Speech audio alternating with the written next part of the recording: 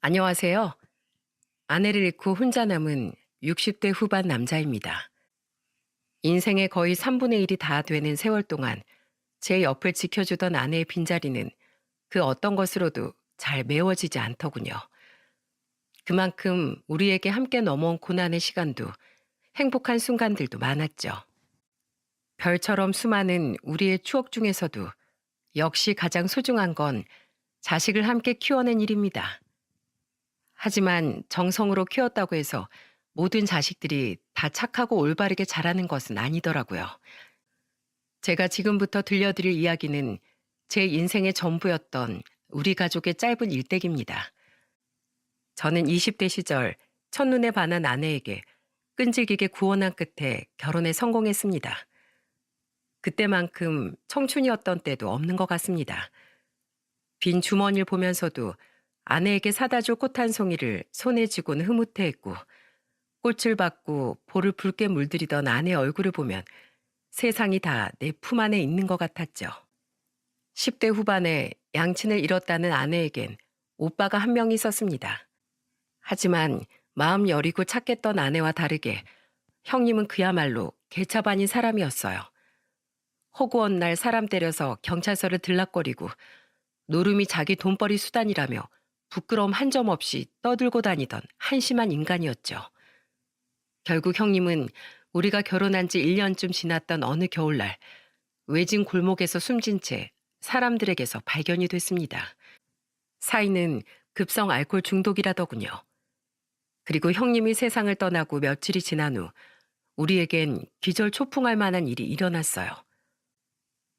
여보, 밖에서 무슨 애기 울음소리 같은 거 안 들려?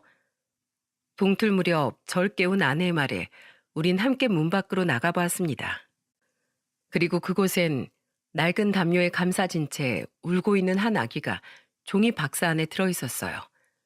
저와 아내는 아기를 보고 경악을 했죠. 우리는 우선 황급히 아기를 집으로 데리고 들어왔습니다. 아내는 아기를 품에 안고는 자신의 체온으로 아기를 녹여주려고 했었죠. 그리고 박스 안에선 사진 한 장이 발견되었어요. 그 속엔 세상을 떠난 형님과 한 젊은 여자, 그리고 아기, 이렇게 세 사람이 찍혀 있더군요. 그리고 사진 뒤엔 이런 편지가 적혀 있었죠. 박경희 씨 오빠인 박광섭 씨와 함께 살던 사람입니다. 아이는 태어난 지 6개월 되었고 출생신고는 아직 하지 않았습니다. 저는 이 아이를 키울 여건이 되지 않아 아이 아버지인 광섭 씨의 유일한 가족인 박경희 씨에게 이 아이를 맡깁니다. 편지를 읽은 우리는 당황한 표정으로 아내 품속의 아기를 내려다봤어요. 아기는 사내 아이였는데 자신이 지금 어떤 상황에 처한 건지 아는 건지 아기는 아주 서럽게 울더군요. 그렇게 우리는 첫눈이 내리던 겨울날 새벽 첫 아들을 얻게 되었습니다. 우리는 아들에게 지훈이란 이름을 지어주었고 2년 뒤엔 예쁜 딸도 낳았어요. 우린 딸과 차별하지 않고 아들을 정성으로 키웠습니다. 아니, 전 두 아이를 똑같이 대하려고 노력했지만 아내는 조금 달랐어요. 아무리 망난이었다고 한들 유일한 피부치였던 자기 오빠 아이인데다가 친부모에게 버려졌던 아들에게 아내는 연민을 가지고 있더군요. 그래서 유독 아내는 아들에게 엄하게 굴지 못했죠. 게다가 아들은 아직 어렸던 5살이라는 나이에 소아암 판정까지 받았습니다. 왜 불행은 자꾸 우리 지훈이에게만 오는 걸까? 아내는 아들이 불쌍해서 어쩔 줄을 모르더군요. 이후 아내는 3살인 딸을 제 부모님께 자주 맡기며 아들의 간병을 했습니다. 저는 아들의 병원비를 대기 위해 쉬는 날 하나 없이 열심히 일했습니다. 원래 다니던 공장 일이 끝나면 대리운전을 뛰었고 공장이 쉬는 날엔 일용직 막노동을 했죠. 매일같이 온몸이 쑤셨고 눈만 감으면 서서도 잠이 들 만큼 피곤했지만 전 이를 악물고 버텼습니다. 어린 나이에 암과 싸우고 있는 가여운 아들과 그런 아들 곁에서 한시도 떨어지지 않고 눈물로 간병하는 아내, 그리고 불가피한 상황 때문에 부모와 떨어져 지내야 했던 딸을 떠올리면 제가 도저히 가만히 있을 수가 없었거든요. 다행히 아들은 2년여의 투병 후 학교에 입학하기 전엔 서서히 건강을 회복할 수 있었습니다. 하지만 아내의 아들에 대한 애착과 연민은 더욱 깊어진 뒤였고, 아내는 아들이 잘못된 행동을 해도 화 한 번 내지 못하는 약한 엄마가 되어 있었죠. 오히려 딸에겐 여느 부모처럼 잘잘못을 정확히 일깨워주고 엄할 땐 또 엄한 좋은 부모였는데 말입니다. 전 이대로 가만두면 애를 망치겠다 싶어 아들을 엄하게 교육하기 시작했습니다. 다행히 아들은 조금 이기적인 면이 있긴 했지만 바르고 착하게 자라주었어요. 그렇게 시간이 흘러 저희 부모님은 돌아가셨고 두 아이는 모두 대학에 갔죠. 아들이 막 성인이 되었던 해에 전 그동안 모아뒀던 돈으로 작은 사업을 시작했고 다행히 사업은 제법 성공을 했어요. 덕분에 전 두 아이가 졸업할 때까지 학비를 모두 대줄 수 있었고 서울과 교통이 용이한 위치의 경기도 부근에 전원주택도 하나 지어 이사를 하게 되었습니다. 이후 약 10년간은 우리 가족에게 다시 없을 평온한 시간들이었어요. 대학을 졸업한 아들은 공기업에 취업을 했고 간호대를 나왔던 딸은 경기도의 한 병원에 일자리 구했죠. 제 사업은 안정적으로 자리를 잡아 경제적으로도 넉넉했고 아내와 전 아픈 곳 없이 건강했으니 더는 바랄 것이 없었습니다. 저는 결혼해서 자기 가정까지 꾸리게 된 두 아이에게 적당한 집도 한 채씩 해줄 수 있었죠. 그렇게 두 아이를 모두 출가시킨 후 전 이제야 아내와 여유로운 여생을 보낼 수 있겠다 싶었습니다. 하지만 아들이 30대 초반이 된 무렵부터 우리 가족에겐 검은 그림자가 드리우기 시작했습니다. 아버지, 저 요식업 장사를 한번 해보고 싶어요. 어느 날 아들은 회사를 그만뒀다며 제게 찾아와 대뜸 창업 자금을 도와달라더군요. 회사에서 무슨 일 있었어? 아니, 왜 갑자기 잘 다니던 회사를 그만둬? 회사 과장이 공공연하게 거래처들한테 뒷돈 받고 다니는 거 보고 제가 상부에 보고했는데 알고 보니까 윗대가리들도 다 한통속이더라고요. 그 사람들은 오히려 절 자르더군요. 그렇게 정의의 사도가 되고 싶으면 나가서 너 혼자 잘해보라면서 말이에요. 저 그 사람들한테 보여주고 싶어요. 정직하게 살아도 반드시 성공할 수 있다는 걸요. 아들의 말을 들어보니 사정이 참 딱하긴 하더군요. 게다가 다른 일도 아니고 그릇된 일을 바로잡으려다 그렇게 되었다니 그 버릇없던 녀석이 언제 이렇게 잘 자랐는지 내심 흐뭇하기도 했습니다. 그래서 전 아들의 계획을 먼저 듣고 창업 자금을 지원해 주었습니다. 하지만 세상사가 어디 그리 호락호락한가요? 아들은 1년도 채 되지 않아 결국 가게 문을 닫고 말았어요. 아들의 부탁에 저는 아들의 두 번째 사업 또한 도와주었지만 아들은 그땐 아예 몇 달도 버티지 못하고 사업을 전부 다 말아먹었죠. 아들은 날이 갈수록 위축되어 갔습니다. 우리에게 말은 하지 않았지만 아들은 며느리와 부부싸움도 자주 하는 것 같더군요. 어느 날은 아들이 술에 취한 채 저희 집으로 대뜸 오더니 제게 이러는 겁니다. 아버지, 아버지가 그랬잖아요. 항상 바르게 사는 게 올바른 일이라고요. 근데 이게 뭐예요? 절 자른 그놈들은 아직까지 떵떵거리면서 잘 살고 있어요. 반면 전 두 번이나 쫄딱 망했잖아요. 이게 다 아버지가 잘못 가르쳐 주신 탓이에요. 그냥 예전처럼 이기적이고 못되게 살았으면 저도 그깟 비리 정도 남 일이라고 여기고 무시했을 거라고요. 내 인생 책임져요. 아내는 화가 난 저를 막으며 아들을 방으로 들여보냈고 그날 아들은 방에서 한참을 서럽게 울다가 잠이 들더군요. 이후 아들은 달라지기 시작했습니다. 아들은 점점 눈에 도끼가 생기기 시작하더니 이제 제게 뻔뻔하게 돈 요구를 하더군요. 또 사업을 하겠다고? 이놈아, 너 정말 정신 안 차려? 두 번 망해봤으면 이제 포기할 줄도 알아야지. 이번엔 달라요.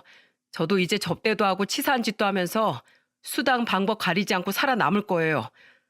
그리고 제가 이렇게 된 데는 아버지 책임도 있잖아요. 근데 어떻게 절 모른 척 하실 수가 있어요? 정말 환장하겠더군요. 대체 저놈이 변해도 왜 저렇게 되바라지게 변했나 싶었죠. 저는 이번엔 절대 안 된다며 아들을 내쫓았지만 결국 아들은 본인이 원하는 바를 이루고 말았습니다. 아내는 저 몰래 제가 아내 명의로 사두었던 땅을 팔아 기어코 아들에게 돈을 건네줬더군요. 저는 아내에게 화를 냈지만 이미 버스는 지나간 뒤였죠. 그리고 또다시 1년이 조금 넘었을 때 결국 아들은 세 번째 사업마저도 망하고 말았어요. 며느리는 진절머리를 내며 손녀를 데리고 아들을 떠났고 아들은 그렇게 돈도 자신의 가정도 전부 다 잃고 말았습니다. 집으로 돌아오라는 우리의 말을 거절하고 아들은 원래 살던 서울에 작은 방을 얻어 혼자 살아가기 시작했어요. 그때부터 아들은 크게 망가져 가더군요. 아내가 아들에게 반찬을 싸가지고 갈 때도 우리가 아들에게 전화를 걸 때도 아들은 항상 술에 취해 있었습니다. 게다가 술에 취해 다른 사람들과 시비가 붙어 허구한 날 쌈박질을 해댔고 피해의식 또한 심해졌죠. 엄마, 아버지, 저 합의금 좀 물어주세요. 합의금? 너 또 사람 때렸냐? 너 정말 네 인생을 스스로 이렇게 망가뜨릴 거야? 제 인생은 이미 다 끝났어요. 그걸 어떻게 알았는지 옆 테이블 놈들이 절 보면서 실실 비웃는데 그럼 그걸 가만 놔둬요? 저 합의금 못 물면 교도소 가요. 하나밖에 없는 아들 이름에 빨간 줄 긋게 놔두시려고요? 죄를 지었으면 당연히 죄값을 치러야지. 너 언제까지 부모만 믿고 막무가내로 굴 거야? 네가 저지른 일은 이제 네가 책임져. 저는 아들을 정신 차리게 하기 위해 계속해서 아들을 쫓아냈습니다. 하지만 마음이 약한 아내는 끝내 저 몰래 몇 번이나 아들에게 합의금이니 생활비니 모든 돈을 해주더군요. 하지만 얼마 지나지 않아 더 이상 아내는 아들을 물심양면 돕지 못하게 됐습니다. 언제까지나 굳건할 줄 알았던 제 사업이 한순간에 망하고 말았거든요. 사업을 키우려는 욕심에 무리한 사업 확장을 도전했던 것이 오히려 맹독이 되어버렸던 거죠. 다행히 사업체 전부를 정리하자 빚은 남지 않았지만 십수년 동안의 제 인생을 모두 바친 결과물이 한순간에 사라지자 저는 큰 충격에 빠졌습니다. 어마어마한 상실감에 알코올 중독에 빠져 지내던 전 합병증까지 와서 한동안 병원 신세까지 져야 했고 가뜩이나 아들 때문에 마음고생이 심하던 아내는 그런 저를 돌보며 매일같이 눈물로 하루를 지새웠죠. 그렇게 몇 개월이 지난 어느 날 아내는 제게 놀라운 소식을 전해주더군요. 여보, 나 취업했어요. 나 이제 어엿한 택시기사예요. 사람 인생 참 오래 살고 볼 일이라니까요. 내가 이런 유니폼을 다 입어볼 줄이야. 아내는 저 몰래 면접을 보고 다니며 택시 회사에 취업을 했던 거예요. 저는 잠시 어안이 벙벙해져 있다가 이내 눈물을 뚝뚝 흘렸습니다. 평생 주부로 살던 아내를 60이 넘은 나이에 일터로 내몬 것이 너무나 미안했고 제 자신이 너무 못나게 느껴졌거든요.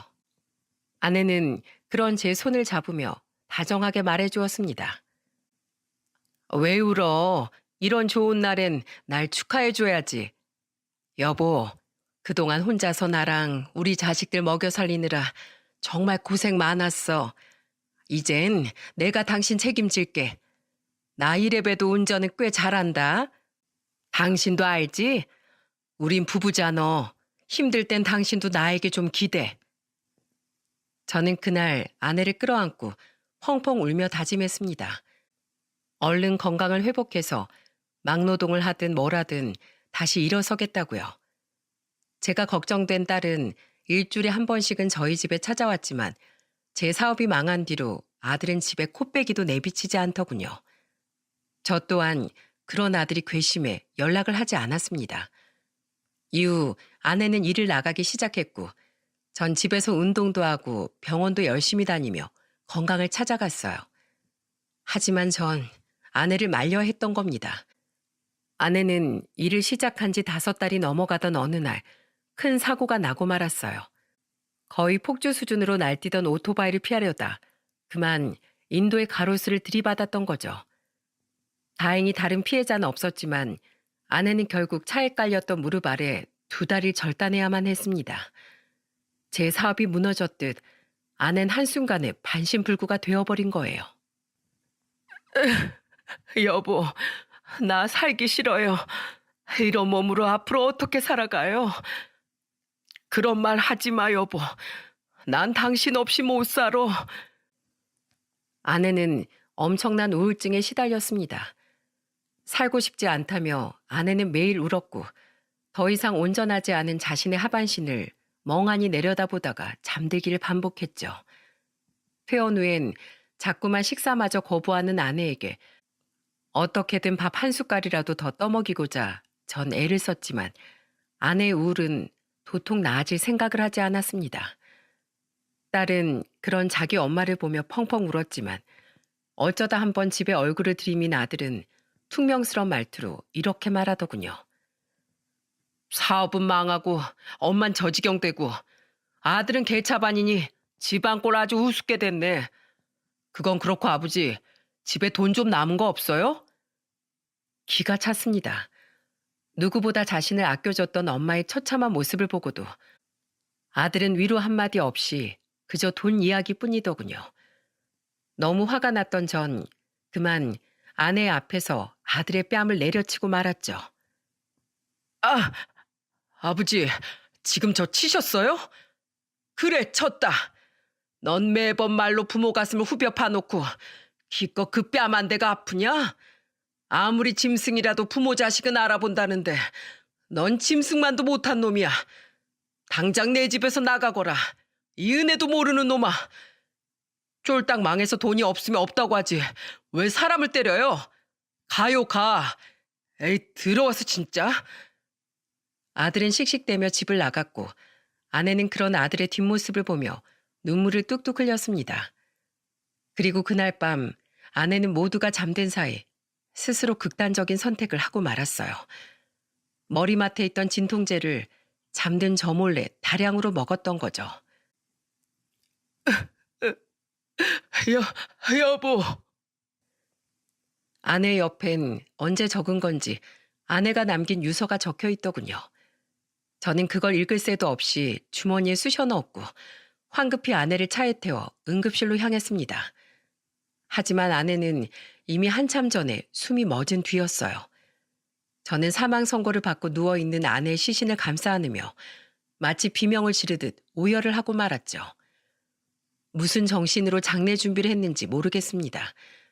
상주복으로 갈아입으려는데 문득 주머니에 쑤셔 넣었던 아내의 편지가 생각나더군요.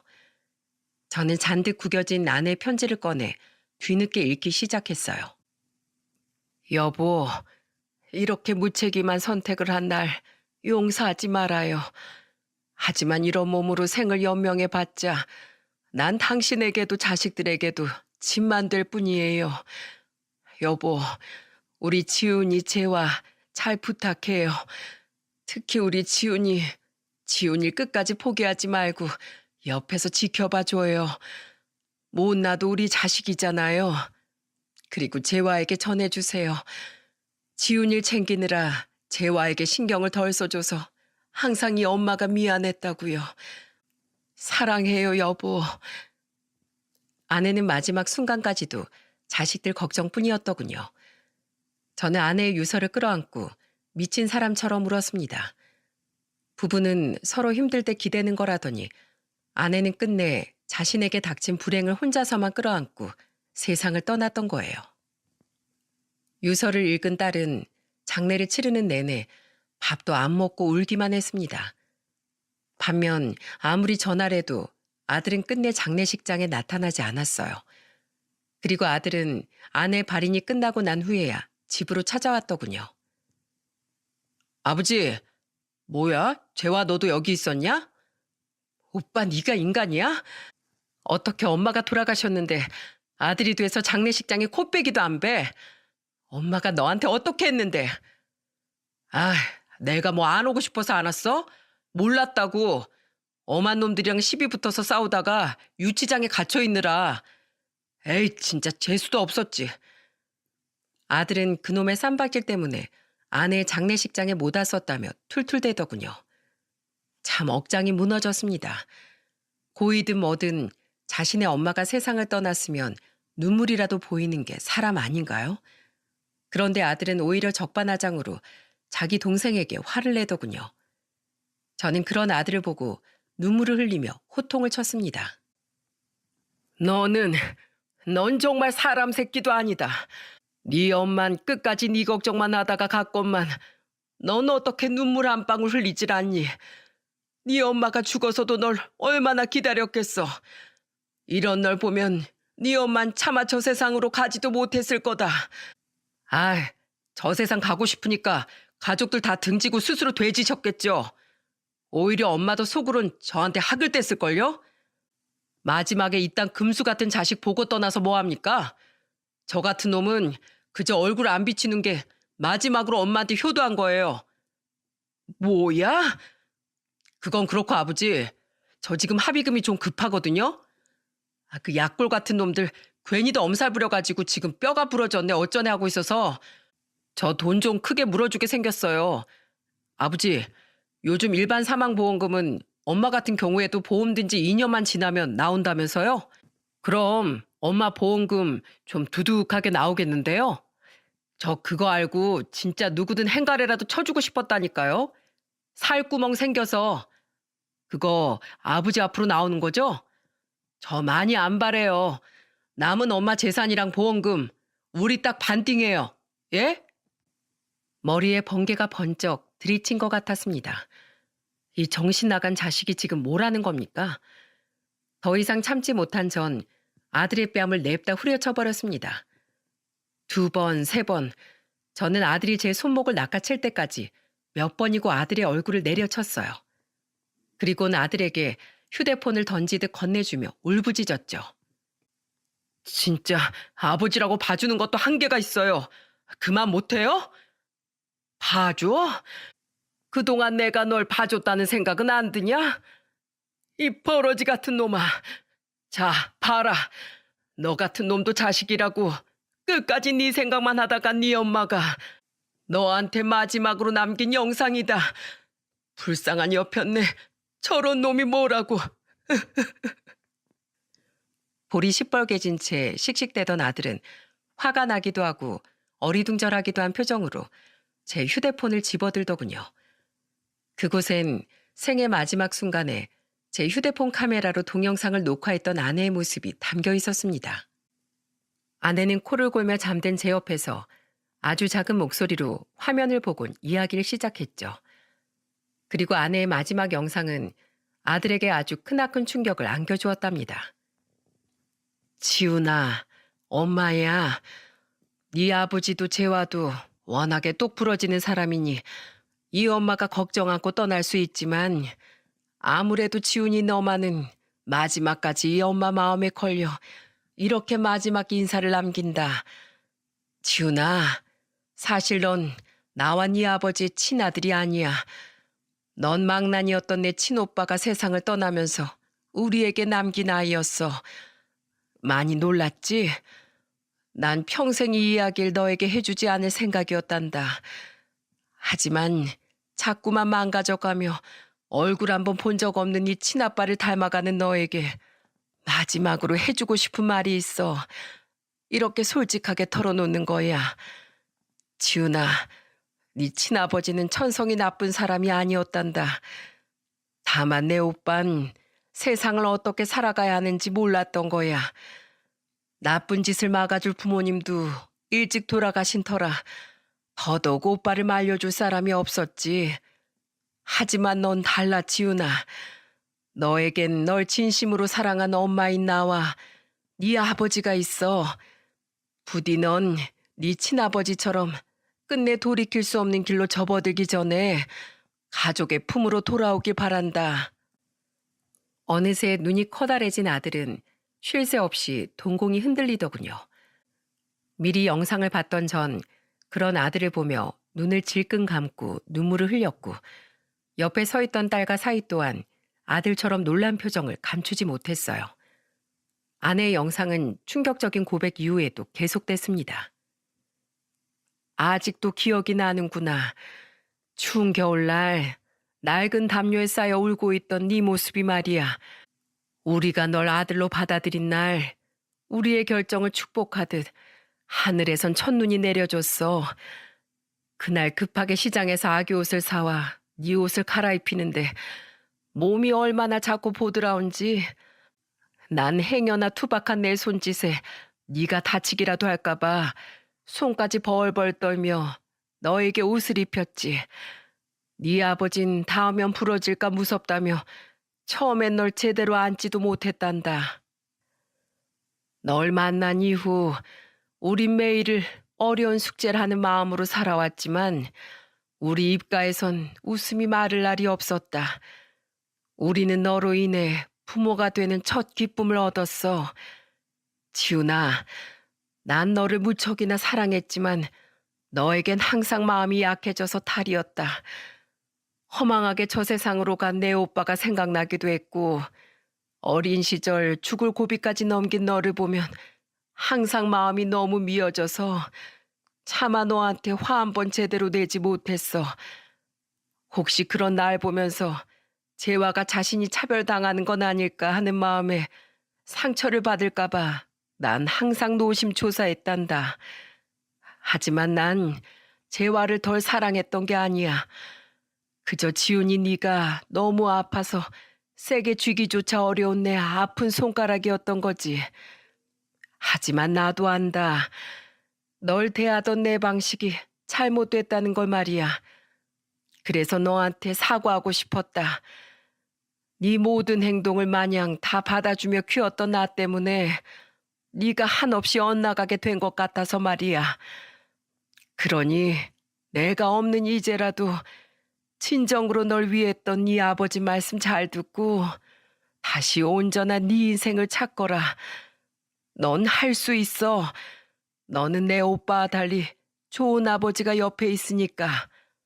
이 엄마가 하늘에서 지켜볼게. 끝까지 너와 함께하지 못해서 미안하다. 사랑한다, 우리 아들. 아내의 영상은 그렇게 끝이 났습니다. 이후 한동안 고요한 침묵이 집안을 감돌았어요. 아들을 제외한 우리는 소리 없이 눈물을 흘렸고 아들은 무슨 생각을 하는지 멍하니 휴대폰 화면만을 내려다보더군요. 저는 그런 아들에게 말했습니다. 그리고 아들의 입에서 나온 대답은 끝내 제 억장을 무너지게 만들었죠. 이놈아, 이제 제발 정신 좀 차려라. 자신의 삶을 포기하면서도 끝까지 너에 대한 걱정만은 내려놓지 못했던 네 엄마를 봐서라도 제발 네 인생을 망치는 짓거리 좀 그만해. 네가 끝까지 정신 못 차리면 평생 널 위해 헌신했던 네 엄마 인생이 너무 불쌍해지잖아. 뭐가 불쌍해요? 내가 언제 키워달랬어요? 엄마가 선택한 엄마 인생이었을 뿐이에요. 뭐야? 너 정말 끝까지 이럴래? 너 정말로 이 아버지랑 인연을 끊고 싶은 게냐? 아들은 흐느끼며 소리치는 제 말에 눈을 부릅뜨곤 대들더군요. 그깟 인연 끊으면 그만이죠. 어차피 우리 피도 안 섞인 사이라면서요. 끝까지 날 걱정해요? 그럴 거면 내가 친아들이 아니라는 이딴 소리를 마지막에 일부러 저한테 알려주면서 내 뒤통수를 치지 말았어야죠. 이제 와서 저한테 어쩌라고요? 몰랐다. 그동안 키워주셔서 감사하다면서 절이라도 할까요? 이런 거 보여주면 제가 울면서 순식간에 새 사람이라도 될 줄 알았어요? 진짜 부모 노릇하고 싶은 거면 제 몫으로 떨어질 엄마 유산이나 얼른 주세요. 내가 정말 친자식이라고 생각한다면요. 이 자식이... 분을 참지 못한 전 다시 아들에게 손찌검을 하고 말았습니다. 저는 탁자 위에 놓인 물건들을 손에 잡히는 대로 아들에게 던지며 소리쳤어요. 너한테 줄 유산 같은 건 하나도 없어. 이미 네 엄마 앞으로 된 재산은 죄다 네 앞으로 돌아갔는데 네 엄마한테 남은 돈이 어디 있었겠어. 보험금? 보험금 같은 소리 안 해. 내가 죄다 땅에 내버린 한이 있어도 절대 너한테는 안 줄 거다. 넌 더 이상 내 아들 아니야. 이 집에서 썩 꺼져. 장인어른, 진정하세요. 이러다 정말 큰일 나겠어요. 사위는 제가 재떨이고 뭐고 다 집어던지자 사고라도 날까 싶어 절 붙잡고 말리더군요. 아들은 날아오는 물건들을 피해 현관으로 도망을 갔고 제 딸은 그런 아들에게 마구 소리를 질러댔어요. 네가 어떻게 부모님한테 끝까지 이럴 수가 있어? 넌 앞으로 내 오빠도 아니야. 그렇게 살다가 아무한테나 맞아서 되져버려. 에이씨, 간다 가. 이 짜증나는 집구석. 나도 2번 다시는 안 와. 아들이 문을 쾅 닫고 떠난 후 전 바닥에 주저앉아 가슴을 치며 울었습니다. 딸은 제게 다가와서 저를 안고 흐느꼈고 사위는 함께 눈물을 터뜨린 손주를 감싸 안고 달래주었죠. 이후 아들은 정말 우리와의 왕래를 끊었습니다. 아들도 저도 더 이상 서로에게 연락을 하지 않았죠. 아내 유언이 마음에 걸렸지만 저는 괘씸한 마음을 도무지 풀 수가 없었어요. 그렇게 아내를 잃은 슬픔을 마음에 묻고 제가 걱정되어 더 자주 저를 찾아오던 딸의 방문에 위로받으며 전 아들 생각을 머리에서 지우려고 애썼습니다. 그렇게 1년이 지나 아내의 첫 기일이 되었어요. 딸 내외와 제사를 지낸 다음 날 저는 홀로 아내가 잠들어 있는 납골당으로 향했죠. 딸 내외는 직장 문제 때문에 그 주 주말 따로 납골당을 찾아가겠다고 했었거든요. 그리고 저는 그곳에서 굉장히 의외의 물건을 발견할 수 있었습니다. 팔찌? 아내 유골함 옆에 놓여있던 건 바로 작은 금팔찌였어요. 딱 봐도 어린 아기들이 할 법한 작은 사이즈였죠. 이게 뭔가 싶어 전 팔찌를 들고 이리저리 살펴봤는데 팔찌 안쪽엔 이런 문구가 새겨져 있더군요. 사랑하는 지훈이 첫돌 축하 기념. 망치로 머리를 한 대 맞은 듯 했습니다. 이제야 그 팔찌가 뭔지 생각났거든요. 그 팔찌는 바로 아들의 첫돌 기념으로 아내와 제가 가진 돈을 털어 제작했던 아들의 금팔찌였어요. 아내가 보관한 뒤로 저는 팔찌의 존재를 까맣게 잊고 있었는데 대체 왜 이게 여기 와 있나 싶던 전 직감했습니다. 언제인지 몰라도 아들이 다녀갔구나 하고요. 혹시 몰라 납골당과 아내의 장례를 치렀던 장례식장에 문의해보니 장례식장 관계자가 제게 이렇게 말해주더군요. 아, 몇 달 전에 아드님이 주소를 까먹었다면서 어머님을 모신 납골당 위치를 물어보러 찾아오셨어요. 가족분인지라 알려드리긴 했는데 가족이 납골당 위치를 까먹었다는 게 황당해서 제가 아직도 기억하고 있어요. 저는 바닥에 털썩 주저앉았습니다. 그동안 애써 잊고 살던 아들에 대한 기억이 봇물 터지듯 제 머릿속을 메웠어요. 그렇게 큰 소리를 치고 나가더니 아들은 자기 엄마를 차마 잊지 못했던 모양이더군요. 그때 저는 생각했습니다. 아무래도 아들을 다시 만나야겠다고 말이죠. 다시 치고받고 싸우든 다시 아들을 품으려 노력하든 이대로 아들과 영영 헤어질 순 없다는 마음으로 전 1년 만에 아들에게 전화를 걸었습니다. 신호가 가는 내내 아들에 대한 그리움에 목이 메었습니다. 하지만 제가 몇 통이나 전화를 걸어도 아들은 전화를 받지 않더군요. 다음 날 저는 아들이 살던 집으로 찾아갔습니다. 하지만 그곳엔 이미 다른 사람이 살고 있더군요. 아들은 1년 새 자취를 감췄습니다. 저는 포기하지 않고 돈을 써서 수소문을 했어요. 제발 예전 제 형님처럼 아들에게 불상사만은 생기지 않았길 바라는 마음으로 말이죠. 그리고 드디어 아들이 있는 곳을 알아낸 전 그만 심장이 쿵 내려앉고 말았습니다. 저 면회하러 왔는데요. 아들이 있던 곳은 지방에 위치한 교도소였어요. 1년 전엔 어떻게 합의를 한 모양이지만 그 뒤 아들은 결국 또 다른 폭행건으로 2년 1개월의 실형을 받은 상태더군요.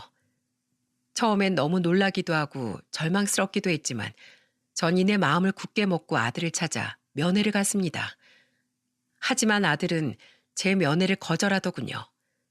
그래도 저는 끈질기게 아들을 찾아갔어요. 소식을 들은 딸은 2년 끄는 범죄자를 왜 불어 찾아가냐고 절 타박했지만 전 딸에게 이렇게 말했습니다.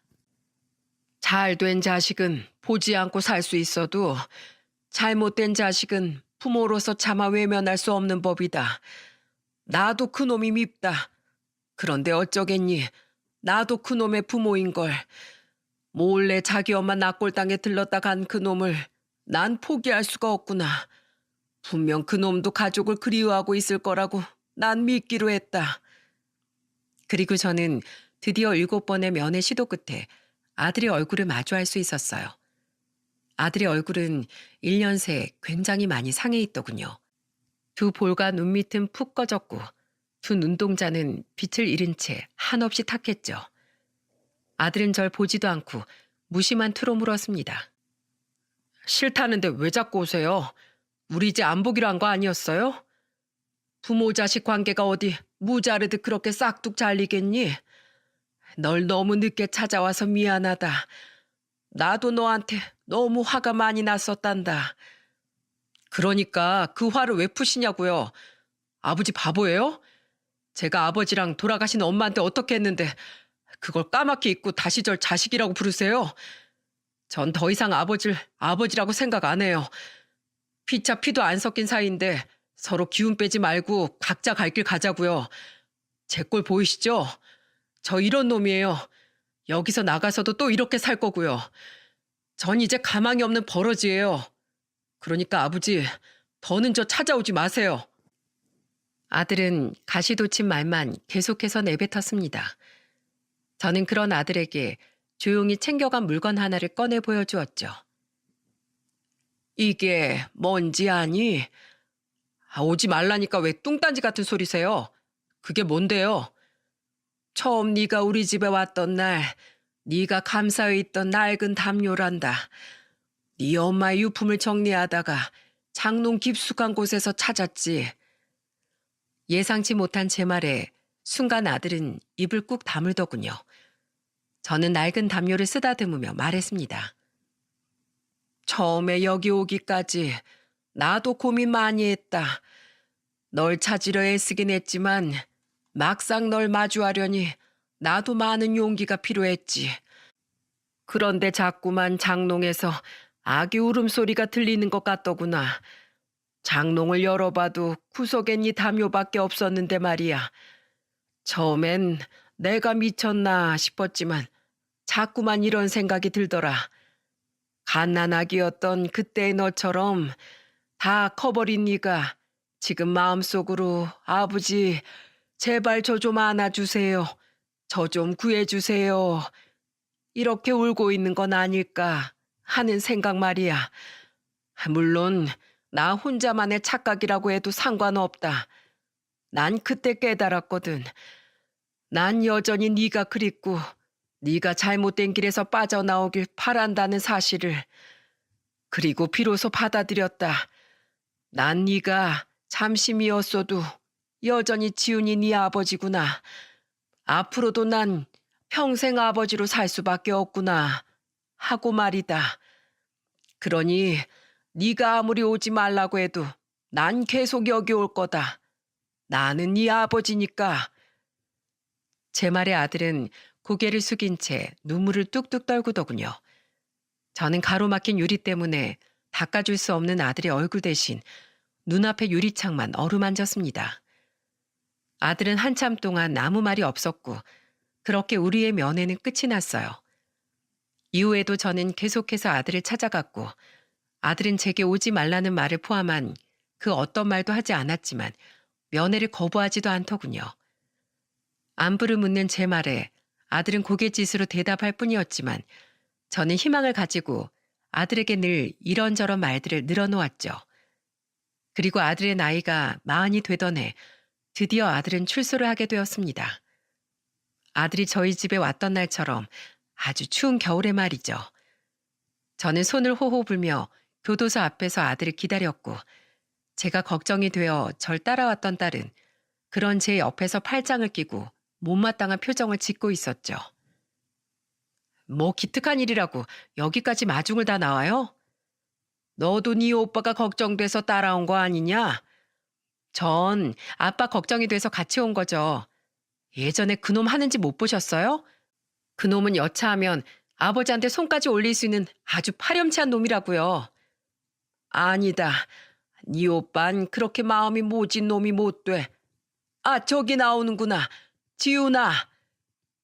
죄수복이 아닌 사복을 입고 나온 아들은 손을 흔들며 자신에게 달려오는 저를 보고 머쓱한 표정을 짓더군요. 저는 그런 아들에게 품에 꼭 품고 있었던 비닐봉지를 내밀었습니다. 아들은 엉거주춤하게 봉지를 받아들며 괜히 툴툴댔죠. 설마 두부예요? 촌스럽게 요새 누가 출소하면서 두부를 먹어요. 뭐야, 생두부도 아니고 부친 두부예요? 그래, 너 예전부터 명절에 두부 부침을 제일 좋아했잖니. 날도 추운데 기왕 먹을 거면 맛있고 뜨신 걸 먹어야지. 내가 이거 식을까봐 품에 아주 고이 품으면서 왔다. 얼른 먹어. 날 추워서 빨리 식어. 저는 두부 한 조각을 아들의 입에 넣어주었습니다. 두부를 씹던 아들은 결국 눈물을 뚝뚝 흘리더군요. 저는 그런 아들의 어깨를 다독이며 말해주었어요. 흰 두부처럼 새하얘지지 않아도 괜찮어. 이 부침 두부처럼 조금 불에 그슬리고 노르스름 하더라도 세상에 걸맞는 네 쓰임새를 찾아가면 된다. 이 아버지가 도와주마. 우선 네가 제일 먼저 해야 될 일은 널 필요로 하는 자리를 찾아가는 게야. 그런 데가 어디 있어요? 저 같은 놈을 누가 필요로 한다고요? 나다 이놈아. 이젠 제발 이 애비의 자식으로 돌아오너라. 세상에서 널 제일 필요로 하는 사람은 바로 네 부모인 나다. 저 엄마랑 아버지 가슴에 대못을 박은 불효자예요. 친자식도 아닌 저 키워주신 두 분 은혜를 저버린 호로 자식이라고요. 이런 제가 어떻게 아버지 자식이라고 돌아가겠어요? 네가 돌아오지 않는 게 내 가슴에 대못을 한 번 더 박는 일이다. 그리고 내 피가 좀 안 섞였으면 어떠니? 누가 뭐래도 넌 내 첫 자식이야. 나랑 네 엄만 단 한 번도 널 친자식이 아니라고 생각해 본 적 없다. 그러니 이 아버지랑 집으로 돌아가자. 아버지가 네 방 깨끗하게 다 청소해 놨어. 어? 결국 아들은 바닥에 주저앉아 목 놓아 울기 시작하더군요. 아들은 마치 어린애처럼 엄마, 엄마 하고 부르짖었고 저는 그런 아들을 감싸 안고 함께 눈물을 흘렸습니다. 뒤에서 지켜보던 딸도 어느새 몸을 돌리곤 눈물을 훔치고 있더라고요. 그리고 그날 아들은 오랜 시간을 돌고 돈 후에 드디어 가족의 품으로 다시 돌아오게 되었죠. 시간은 빠르게 흘러 아들이 교도소에서 나온 지도 벌써 2년이라는 시간이 흘렀습니다. 저는 한 경비를 다니며 쉬는 날엔 집 앞에 텃밭을 가꾸는 소소한 삶을 살고 있어요. 그리고 저희 아들은 지금 세상을 떠난 아내처럼 택시 운전을 하고 있죠. 근데 아버진 엄마 사망보험금은 어쩌고 왜 몸도 안 좋으신데 힘들게 일을 하고 계세요? 그거 내가 안 받았다. 네 엄마가 평생 재화에겐 해준 것이 별로 없는 것 같다며 만일을 위해서 보험을 가입해둘 당시 진즉에 수혜자를 재화로 지정해 놨었거든. 근데 그땐 네가 돈 때문에 재화까지 괴롭힐까봐 너한테 말을 안 했었지. 그건 그렇고 넌 왜 하고 많은 일 중에 택시 운전을 구한 게냐? 난 너희 엄마 보낸 후로 운전대 무서워서 차마 잡지도 못하겠던데. 나이 많은 전과자를 받아주는 회사가 별로 없기도 했는데 그냥 이렇게라도 엄마에게 더 가까워지고 싶었어요. 제가 엄마에게 받기만 했지 영 살갑게 굴어본 적이 없어서 엄마가 평소에 무슨 생각을 하셨는지 뭘 느끼고 사셨는지 전혀 모르겠더라고요. 적어도 이 일을 할 땐 일할 당시 엄마가 어떠셨을지 짐작이라도 할 수 있어서 좋아요. 아들은 아내의 납골당에 두었던 금팔찌를 다시 가지고 돌아와 소중히 간직하고 있습니다. 어차피 챙길 거 왜 그땐 거기 두고 갔었냐고 물으니 아들은 머리를 극적이며 이러더군요. 예전에 엄마가 저한테 몰래 돈 내주실 때 돈이 부족하니 이거라도 가져다 팔라고 저한테 그걸 주셨어요. 근데 눈이 돌아있던 그때에도 차마 그것만큼은 팔 수가 없겠더라고요. 저에게 그것마저 내어준 엄마의 마음이 어땠을지 상상이 돼서요. 근데 절 위해 헌신해준 엄마가 친엄마가 아니라는 사실을 알게 되니까 끝내 그런 엄마를 저버린 저 같은 놈은 감히 엄마의 마음을 평생 간직할 자격이 없다고 생각했어요. 그래서 마지막 인사 드리러 갔다가 그걸 두고 갔던 거예요. 물론 지금 역시 제가 엄마 아들로 자격이 없다고 생각하지만 그래도 엄마의 마음은 간직해 두려고요. 엄마 아버지의 애정은 제가 다시 이 세상을 살아가는데 아주 큰 위로와 의지가 될 테니까요. 저는 눈가가 뜨거워지는 걸 겨우 참으며 아들의 등을 토닥여줬습니다. 아들은 잠시 망설이다가 그런 제게 이렇게 말했어요. 그때 절 끝까지 포기하지 않아주셔서 정말 감사합니다, 아버지. 아버지와 돌아가실 때까지 절 정신 차리게 하려고 평생 숨겨왔던 비밀까지 털어놓으신 엄마가 없었다면 전 지금 제 친아버지처럼 차디찬 바닥에서 생을 마감했을지도 몰라요. 저 정말로 더 이상 두 분께 걱정 끼쳐드리지 않게 열심히 바르게 살게요. 지켜봐 주세요. 아들은 자신이 뱉은 말처럼 정과는 아주 다른 사람이 되었답니다. 아들은 요즘 이혼한 전 며느리에게 조금씩이나마 돈을 보내고 있어요. 전 며느린 아들에게 전화를 걸어 이제 와서 왜 이러냐며 거절했지만 아들은 며느리에게 이렇게 말하더군요. 부담 주는 거 아니야. 그냥 내가 우리 유림이한테 너무 해준 게 없는 아버지인 것 같아서 그래. 염치 없이 이제 와서 유림이를 보고 싶다고 떼쓰진 않을게. 그냥 우리 유림이 잘 크고 있는지 나한테 어쩌다 한 번씩 소식만 좀 알려줘. 여보, 예전엔 내가 정말 미안했어. 아들은 언제가 될지 모르지만 언젠가 만나게 될 자신의 딸에게 부끄럽지 않은 아버지가 될 수 있도록 노력하겠다더군요. 아들은 자신의 롤모델이 저라면서 하지도 않던 칭찬으로 제 얼굴을 달아오르게 만들었죠. 제 딸은 아직 자신의 오빠를 온전히 받아들이지 못했습니다.